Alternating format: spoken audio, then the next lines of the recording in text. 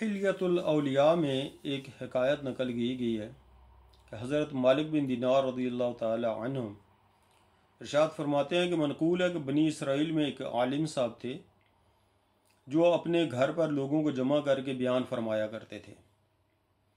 एक दिन उन आलिम साहब के बेटे ने एक खूबसूरत लड़की की तरफ देखकर आंख से इशारा किया, जो आलिम साहब ने देख लिया और उससे कहने लगे, यानी बेटे से कहने लगे कि ए बेटे सब्र कर।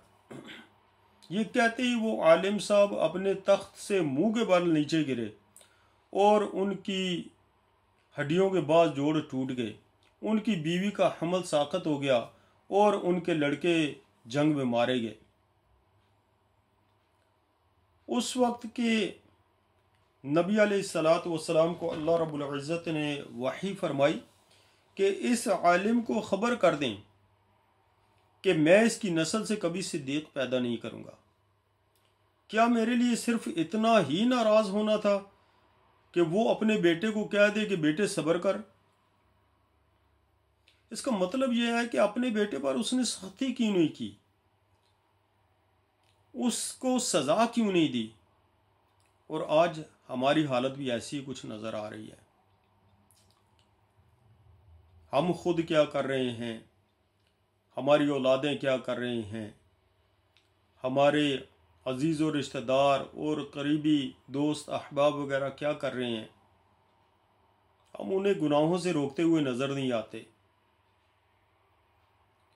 बल्कि बाज़ औक़ात उनके गुनाहों भरे मामलात में हाँ मिला देते हैं।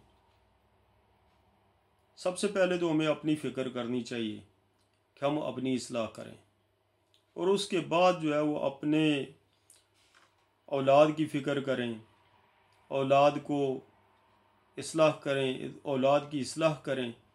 अब देखिए ना कि औलाद को हम डॉक्टर बना देते हैं, उस पर इतनी मेहनत करते हैं, उस पर पैसा खर्च करते हैं, डॉक्टर बना देते हैं, इंजीनियर बना देते हैं और बड़े बड़े मामलात में उसका साथ देते हैं ताकि वो ज़िंदगी के सफ़र में एक कामयाब इंसान की तरह ज़िंदगी गुजारे। लेकिन क्या हमने कभी बेटे को नेक बनाने की कोशिश की है? हमने बेटे को नमाजी बनाने के लिए कुछ खर्चा किया है? हमने अपने बेटे को या अपनी औलाद को समझ लें, अपनी औलाद को नेक बनाने के लिए क्या किसी कोर्स में कुछ रकम लगाई है?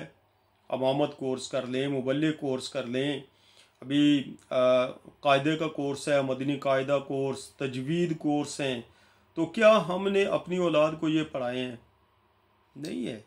इसीलिए जब ये नस्लें हमारी पढ़ के ऊपर जाती हैं, कोई वज़ीर बनता है, कोई सदर बनता है, कोई क्या बनता है, कोई क्या बनता है, तो उस वक्त ना उसे कलमा सही तौर पे पढ़ना आता है मादरत के साथ, और ना उसे सूरह इखलास पढ़नी आती है, और जो इधर उधर से नामूस रसालत और ताजदार ख़त्म नबूवत और इस तरह के मामलात में बात अगर करता भी है तो ऐसे बेढंगे अंदाज में करता है कि वहाँ पे नबी अलैहिस्सलातु वस्सलाम की तौहीन हो जाती है, क्योंकि उसने इल्म हासिल नहीं किया।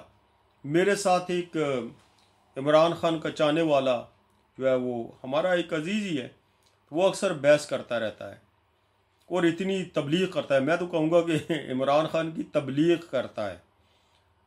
तो वो कह रहा था कि भाई सियासत, ये मौलवी कह रहे हैं कि हमने सियासत में नहीं आना, अभी सियासत में आ गए हैं।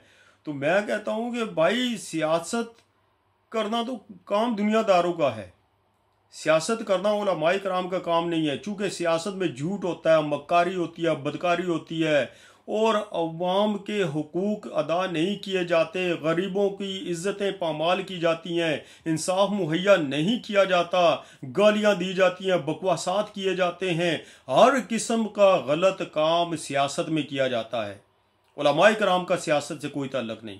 हाँ, हुक्मरानी करना उलमाए कराम का काम है, लीडर बनना उलमाए कराम का काम है, क्योंकि वो जानते हैं कि कहाँ पर कौन सी बात करनी है, कौन सा हुक्म देना है, कौन से ऐसे कानून बनाने हैं कि जिससे गरीब की इज्जत भी महफूज रहे, गरीब भी इज्जत की रोटी कमा कर खा सके और अमीर भी। गरीब आवाम को भी इंसाफ मिले और अमीर को भी इंसाफ मिले। तो ये सियासत नहीं है। इस्लाम के नाम पर हासिल किया गया मुल्क, उसमें सियासत नहीं की जाती, बल्कि उस मुल्क में इस्लामी निज़ाम नाफिज किया जाता है। और वो इस्लामी निज़ाम सिर्फ़ और सिर्फ उलमाए कराम नाफिज कर सकते हैं।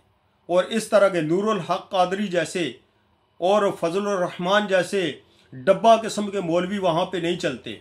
वहाँ पे असल मौलवी चलते हैं जो खादम हुसैन रिजवी रहमतुल्लाह ताला अलैह जैसे मौलवी होते हैं। मेरा ताल्लुक तरीके लब्बैक से इस हिसाब से ज़रूर है कि ये लब्बैक या रसूल अल्लाह और ख़त्म नबूवत का नारा लगाते हैं, इस हिसाब से ज़रूर है। और इनके साथ अपनी जान देना भी अपनी खुश नसीबी समझूंगा। लेकिन अगर गौर किया जाए